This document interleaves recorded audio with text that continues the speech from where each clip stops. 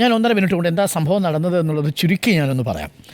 May മാസത്തിലാണ് ഈ പരാതി വരുന്നത്. ആ പരാതി വരുന്നത് ഒരു ലോക്കൽ കമ്മിറ്റി അംഗമായൊരു വനിത ഈ പണം കൊടുത്തു എന്ന് പറയുന്ന ഹോമിയോ ഡോക്ടറുടെ സുഹൃത്ത് ജില്ലാ കമ്മിറ്റിയിൽ പരാതി കൊടുക്കുന്നു. ആ ജില്ലാ കമ്മിറ്റിയിൽ ഏരിയ കമ്മിറ്റി അംഗമായ പ്രമോദ് കോട്ടുളിക്കെതിരെയാണ് പരാതി കൊടുക്കുന്നത്.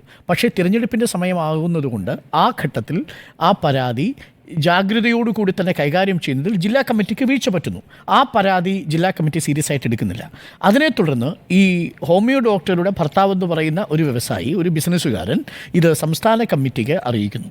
സംസ്ഥാന കമ്മിറ്റിക്ക് ലഭിച്ച പരാതിയുടെ അടിസ്ഥാനത്തിൽ ജില്ലാ കമ്മിറ്റിയോട് അന്വേഷിക്കാൻ ആവശ്യപ്പെടുന്നു. 4 അംഗ കമ്മീഷനെ വെച്ചുകൊണ്ട് അന്വേഷണം നടത്തുന്നു. ആ നേതാക്കളുടെ പേരൊക്കെ നമുക്കറിയാം, പക്ഷേ അവരാരും ഇത് തുറന്ന് സമ്മതിക്കില്ല. അതുകൊണ്ടാണ് ആ അന്വേഷണ കമ്മീഷൻ ഇത് അന്വേഷിച്ചു. ഇതിൽ കഴമ്പുണ്ടെന്ന് ബോധ്യപ്പെട്ടതിൻ്റെ അടിസ്ഥാനത്തിൽ ഒരു ശബ്ദരേഖ ഈ അന്വേഷണ സംഘത്തിന് കിട്ടുന്നു. ആ ശബ്ദരേഖയിൽ ഈ ഡോക്ടറിൻ്റെ ഭർത്താവും ഒപ്പം ഈ പ്രമോദ് കോട്ടുളിയും തമ്മിൽ നടത്തിയ സംഭാഷണത്തിൽ ഒരു മന്ത്രിയുടെ പേരും ഒരു MLAയുടെ പേരുമുണ്ട്. ഇത് പുറത്തു വന്നാൽ അതുണ്ടാക്കിയേക്കാവുന്ന രാഷ്ട്രീയമായിട്ടുള്ള സ്ഫോടനാത്മകമായ സിറ്റുവേഷൻ അത് മനസ്സിലാക്കി ജില്ലാ കമ്മിറ്റി നടപടിയെടുക്കാൻ നിർബന്ധിതരാവുകയായിരുന്നു. അതിൻ്റെ ഭാഗമായിട്ടാണ് ഏരിയ കമ്മിറ്റിയിൽ 18-ൽ 14 പേരും പ്രമോദ് കോട്ടുളിക്കെതിരെ നടപടി വേണമെന്ന് ആവശ്യപ്പെട്ടിരിക്കുന്നത്. ഇതാണ് സംഭവം.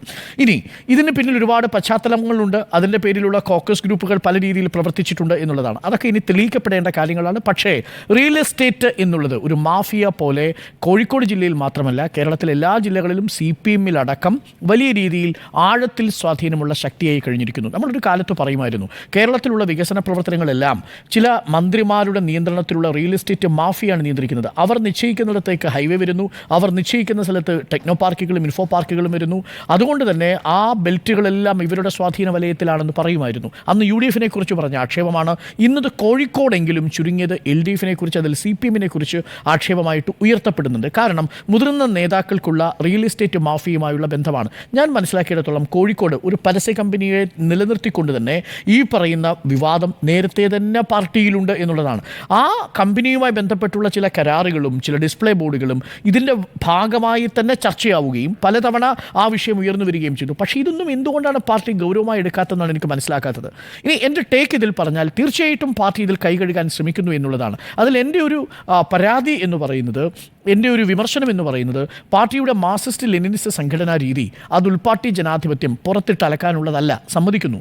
പക്ഷേ ഇത്തരമൊരു വിഷയം വരുമ്പോൾ അത് പാർട്ടി തുടർച്ചയായി കൈകാര്യം ചെയ്യുന്നത് പാർട്ടിയിലെ ഒരു പ്രതിച്ഛായ നിലനിർത്താൻ വേണ്ടിയാണെങ്കിൽ അത് ചിലർക്കെങ്കിലും തണലായും കുടയായും മാറുന്നുണ്ട് എന്നുള്ളതാണ്.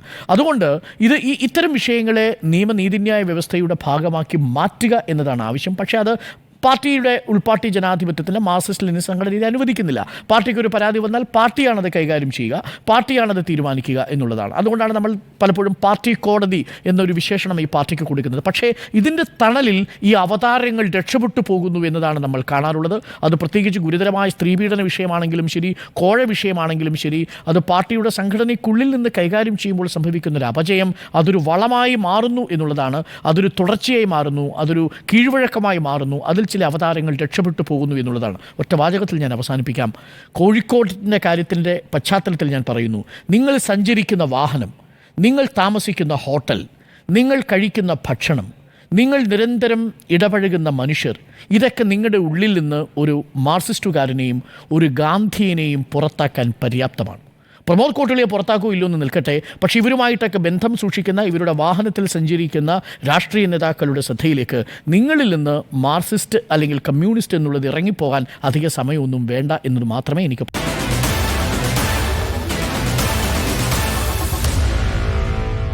Meet the editors.